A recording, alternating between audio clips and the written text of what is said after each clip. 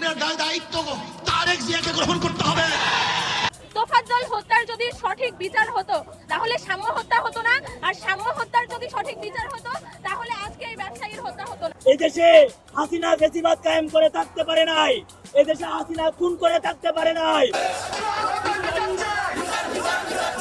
যদি আপনারা হাসিনা হয়ে উঠতে চান, আপনাদেরকে হাসিনার পথেই যাইতে হবে। তাহলে নির্বাচনের সময় সারা বাংলাদেশে হাজার হাজার কেন্দ্রে কত পাথর মারা হবে, কত গুলি করা হবে, তখন যে মিডিয়া কি করবে তা আমাদের বুঝ হয়ে গেছে। একটি দল মনে করে শুধু নির্বাচন হয়ে গেলে বাংলাদেশের সমস্যার সমাধান হবে। এই 18 কোটি জনগণের প্রাণ, ওনাকে নিয়ে কোন রকম কুরুচিপূর্ণ মন্তব্য অথবা কুরুচিপূর্ণ মিছিল আমরা আশা করি।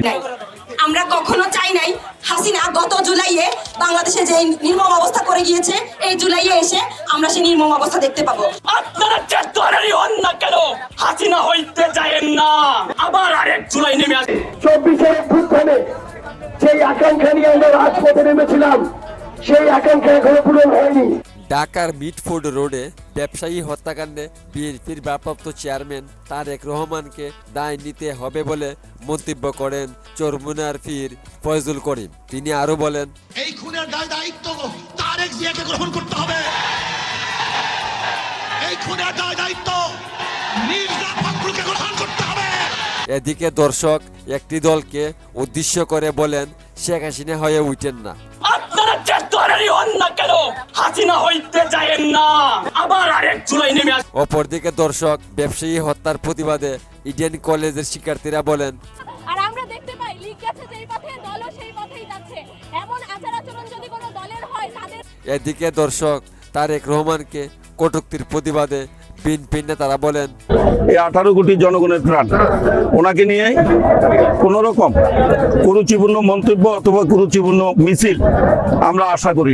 অন্যদিকে দর্শক ব্যবসায়ী হত্যা ও রাজনৈতিক পরিস্থিতি নিয়ে রাজনৈতিক বিশ্লেষক বলেন, বিএনপি ছাত্র দলের পক্ষ থেকে মিছিল হলো, এর বিরুদ্ধে প্রতিবাদ জানানো হলো।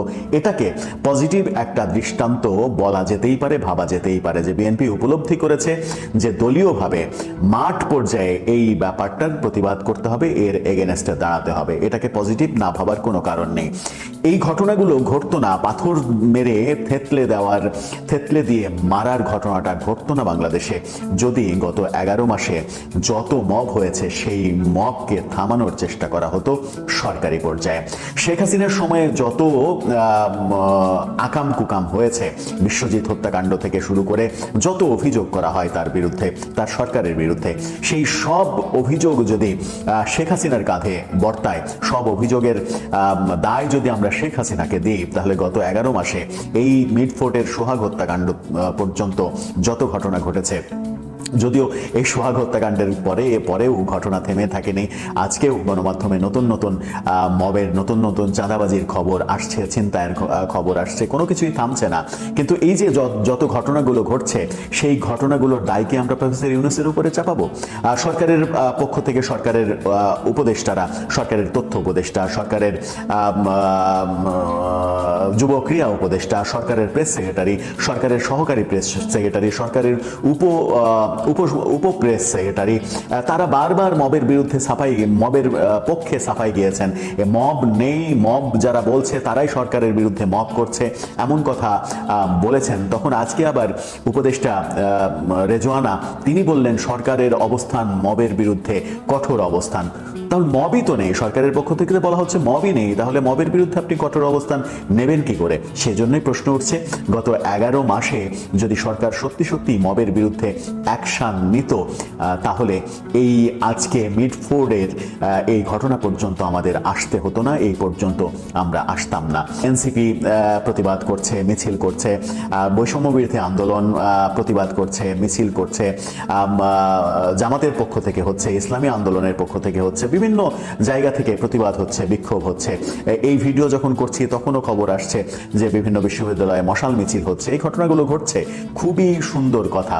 কিন্তু মিটফোর্ডে যে ঘটনাটা ঘটলো সেই ঘটনার আগে আপনাদের বিবেক কোথায় ছিল?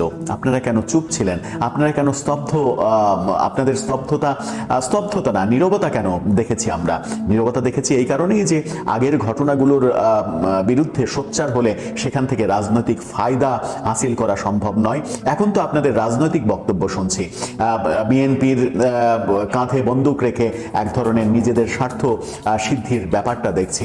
বিএনপিকে কিভাবে পচানো যায়, বিএনপিকে কিভাবে নগ্ন করা যায়, বিএনপিকে কিভাবে আওয়ামী লীগের সমতুল্য করা যায়। অনেকদিন আগে বিএনপি নেতা গয়েশ্বরচন্দ্র রায় মন্তব্য করেছিলেন, যখন আওয়ামী লীগকে নিষিদ্ধ করার প্রসঙ্গ নিয়ে আলোচনা হচ্ছিল তখন মন্তব্য করেছিলেন, আজকে যারা আওয়ামী লীগ নিষিদ্ধ করার কথা বলছে, আগামীকালকে যে তারা বিএনপি নিষিদ্ধ করতে চাইবে না তার গ্যারেন্টি কোথায়? তখন এই ব্যাপারটা প্রচন্ড আলোচনার জন্ম দিয়েছিল। সেই ঘটনাটা আবারও এই প্রেক্ষাপটে ঘুরে ফিরে এসেছে আজকের যে পরিস্থিতি তৈরি হয়েছে। বিভিন্ন ধর্মীয় নেতারা বলছেন বিএনপি আর আওয়ামী লীগ একই সূত্রে গাঁথা, একই জিনিস, কোনো সুস্থ মানুষ বিএনপি করতে পারে না। বিভিন্ন দল থেকে এনসিপি, বৈষম্য বিরোধী আন্দোলন থেকে শুরু করে অনেকেই এই ধরনের কথা বলার চেষ্টা করছেন। তাতে করে কি মিটফোর্ডের প্রকৃত ঘটনার যে গুরুত্ব, সেই গুরুত্ব থেকে আমরা পিছিয়ে যাচ্ছি না? মনে হচ্ছে না যে এটা থেকে এক ধরনের রাজনৈতিক ফায়দা হাসিলের চেষ্টা হচ্ছে? কিভাবে বিএনপিকে দমানো যায়, বিএনপিকে রাষ্ট্র ক্ষমতার সামনে যে পাওয়ার কথা বিএনপি বলছে সেটা থেকে বিরত রাখা যায়, সেই রাষ্ট্র ক্ষমতা কিভাবে নিজেদের করে নেওয়া যায়, সেরকম স্বার্থসিদ্ধির খেলাই কি শুরু হয়েছে? এই যে স্বার্থসিদ্ধির খেলা, এই স্বার্থসিদ্ধির খেলায় নতুন করে প্রশ্ন তুলেছে। কারণ এই আজকে সোহাগ হত্যাকাণ্ড, মিটফোর্ডের সোহাগ হত্যাকাণ্ড যেভাবে সবাইকে রাস্তায় নামিয়ে আনলো, গত 11 মাসে যত মব হয়েছে সেই মবগুলোর বিরুদ্ধে রাস্তায় নেমে আসা না, যদি আপনাদের শক্ত অবস্থান থাকতো, আপনারা যদি শক্ত প্রতিবাদ করতেন, আপনারা যারা বিএনপি, যেমন গতকালকে ছাত্রদল বিএনপি থেকে মিছিল পর্যন্ত করা হয়েছে, বিএনপি উপলব্ধি করেছে যে একটা জঘন্য কাজ তারা করে ফেলেছে, তারা শুধরে নেওয়ার চেষ্টা করেছে। এরকম শুধরে নেওয়ার চেষ্টাও যদি আপনারা গত 11 মাসে প্রতিটা কর্মকাণ্ডে করতেন, যখন আপনাদের নিজেদের বিরুদ্ধে অভিযোগ এসেছে, বিএনপির বিরুদ্ধে প্রচুর অভিযোগ গত 11 মাসে মবের, কিন্তু সব থেকে বেশি মব করেছে তো এনসিপি, তারপরে এনসিপির জন্মের আগে বৈষম্য বিরোধী ছাত্র আন্দোলন কিংবা তৌহিদি জনতা, এইসব ব্যানারে।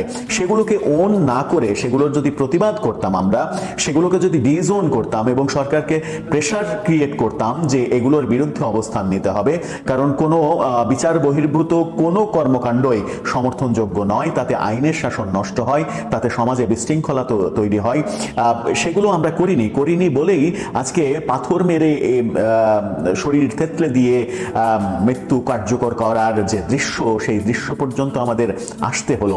এর আগেই যদি আমরা থামতাম, এর আগেই যদি আমরা ফুল স্টপ টানতে পারতাম, তাহলে কিন্তু এই ঘটনাটা ঘটতো না। তারেক রহমানের তো দর্শক, দেশের বর্তমান পরিস্থিতি নিয়ে আপনাদের কি মতামত নিচে কমেন্ট করে জানিয়ে দিন। ধন্যবাদ সবাইকে।